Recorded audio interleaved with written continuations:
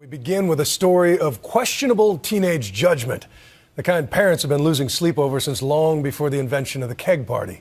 But this one has shattered lives and divided an all-American town in a most dramatic and public way.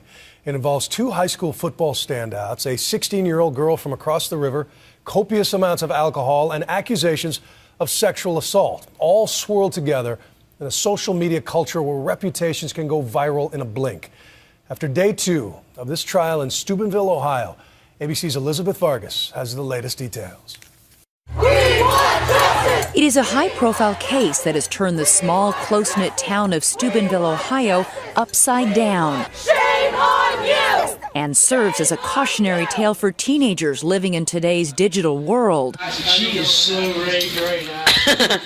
Two high school football standouts are charged with sexually assaulting an intoxicated 16-year-old girl over the course of a long night last August. And after 6 months, the case is now in court. The question, was the girl too drunk to consent to sex? The defendant was substantially impaired, so she could not resist. She could not consent. Prosecutor Marianne Hemmeter laid out her case. You will hear from a lot of teenagers, and I imagine that portions of this testimony won't be easy to hear, but at the end of the day, the state will prove the counts that they are charged with. But beyond the court, the case has been playing out ferociously on social media since the night in question. The two defendants, Malik Richmond, 16, and Trent Mays, 17, apparently had already been prosecuted, defended, and judged in blog posts and YouTube videos, on Facebook and on Twitter. My job is to stay focused on the evidence and not try this case in the social media. The only thing that we want to do is determine what the facts are, what the truth is. One cell phone photo circulating from the night sparked outrage. The two defendants carrying the alleged victim by her arms and legs. She appears unconscious. You have an alleged victim who doesn't remember what happened that night. So this picture becomes absolutely crucial for prosecutors who are trying to prove that she was substantially impaired such that she couldn't consent.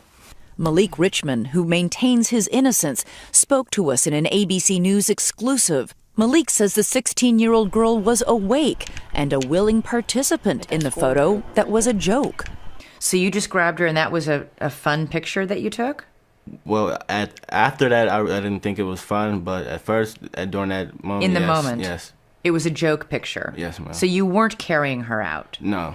Walter Madison is Malik Richmond's attorney. The photo is what it is. The photo doesn't suggest that a person is substantially impaired. It just suggests that a person is being carried. You don't think that looks like substantial impairment? We don't care what it looks like. We know that after the photo was taken, she exhibited the ability to make decisions. We have witnesses that will state that are going to testify that that photograph was in fact staged. The boys' lawyers will try to make the case that the alleged victim was not incapacitated and that she was alert enough to remember the passcode on her phone later that night, even though witnesses say she was stumbling and vomiting. So you weren't thinking that a girl who keeps repeatedly throwing up was pretty drunk? No, because it's natural. You see that a lot? Yeah. At parties?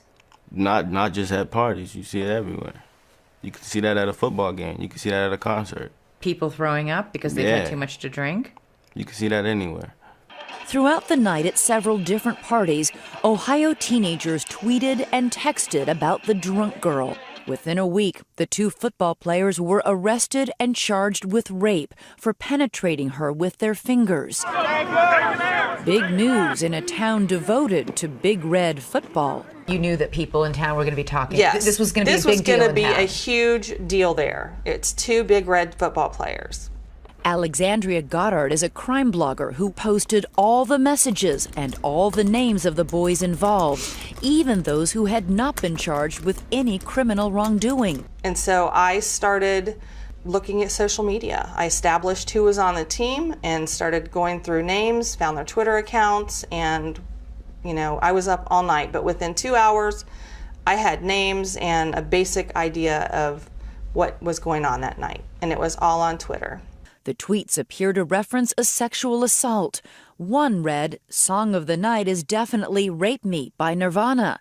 Another, "Rest in peace to the person that died. You went out doing it big." She's deader than a doornail. Oh my God. And even more shocking, a cell phone video of a boy laughing about an alleged assault is posted online by the group Anonymous. She is so raped right now. Yes, the world is watching. Protesters descended on the small steel town, wearing masks, demanding more boys be arrested and charged. Many of those protesters returned today on day 2 of the trial. Despite their pressure, just 2 football players stand accused. Several other athletes will take the stand against them, as will the alleged victim herself, even though she says she has no memory of that night. I didn't rape anybody. I didn't witness a rape going on. And if I would have thought that somebody was being raped or anything like that, I would have stopped it. The boys are being tried in juvenile court by a judge. The trial is expected to last nearly a week. For Nightline, I'm Elizabeth Vargas in New York.